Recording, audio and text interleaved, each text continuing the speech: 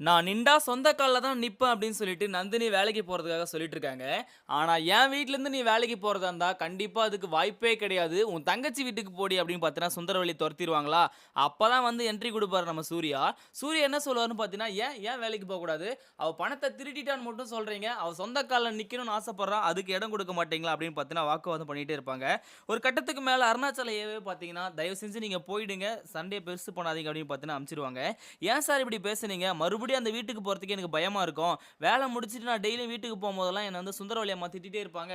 நீங்க சொல்லிட்டு போயிடுவீங்க அசால்ட்டா. ஆனா அங்க என்ன நடக்குதுன்னு எனக்கு தான் தெரியும்" அப்படின்னு சொல்லுவாங்க.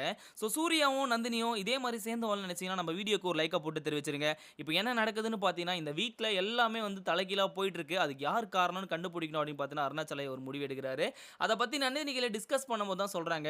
சூர்யாவுக்கு மருந்த கலந்து குடுத்தது யாரு? பணத்த எடுத்தது யாரு? என்ன இந்த மாரி உள வச்சது யாரு? அப்படின்னு பார்த்தீங்கன்னா 1008 கொஸ்டின் வருது. இது எல்லாத்துக்குமே ஒரே ஒரு பதில். இந்த கிச்சன் ரூமுக்கு வர்றவங்க தான் யாரோ ஒருத்தர் சூர்யாவுக்கு பால்ல அத கலந்து குடுத்துருக்காங்க. பட் கிச்சனுக்கு போறது நீ கல்யாணம். அதுக்கப்புறம் ரேணுகா. ரேணுகாவா இருக்குமோ அப்படின்னு பார்த்தீங்கன்னா சந்தேகப்படுறாங்க. கண்டிப்பா ரேணுகா தான் உண்மையான குற்றவாளின்றது நம்ம சூர்யாவுக்கும், நம்ம நந்தினிக்கும் தெரிஞ்சுனா, நந்தினிய செவுல்ல அடிச்சு இழுத்துன்னு போப்போறாங்க. ஏன்னா, நம்பி அனாத பொண்ணுன்னு தான் நான் அந்த வீட்ல உட்டேன் பரிதாபப்பட்டு. ஆனா, உண்ட வீட்டுக்கே துரோகம் பண்றதுக்கு உனக்கு எப்புட்ரி மனசு வந்துச்சு அப்படின்னு சொன்ன உடனே, அர்ச்சனா வச்ச ஆளு அப்படின்னு பார்த்தீங்கன்னா சொல்லப் போறாங்க. அர்ச்சனா ஏற்கனவே வந்து பிடிவாதமா இருக்காங்க. நான் கட்னா சூர்யாவ தான் கல்யாணம் பண்ணுவேன் அப்படின்னு சொல்லிட்டு.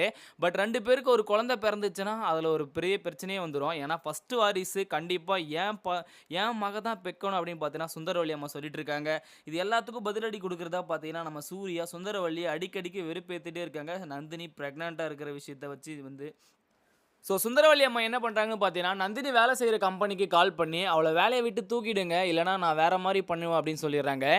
சுந்தரவல்லி பெரிய பிசினஸ் மேனா இருக்கிறதுனால பார்த்தீங்கன்னா, அவங்க சொல்றத வேற ஆஃபீஸ்ல இருந்து கண்டிப்பா கேட்டு தான் ஆகுவாங்க.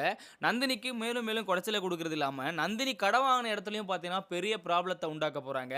ஏன்னா, அவன் கடன் குடுத்தவன் வட்டிக்கு வட்டி வாங்குறது மட்டும் இல்லாம, கடன் குடுக்கலனா நான் என்ன வேணா பண்ணுவேன் அப்படின்னு பார்த்தீங்கன்னா, கையெழுத்து போட்டு தான் குடுத்துருக்காங்க நந்தினி. இது எல்லாத்துக்கும் காரணம் ஒரு வகையில பார்த்தீங்கன்னா, ரேணுகா தாங்க. ரேணுகா தான் அந்த பணத்த திருடிட்டு போயிட்டு அர்ச்சனா கையில குடுத்துடுறாங்க. அர்ச்சனாவும் பார்த்தீங்கன்னா, அந்த சீட்டு கிடைக்கிற மாரி நெறைய விஷயத்த பண்ணிட்டுறாங்க.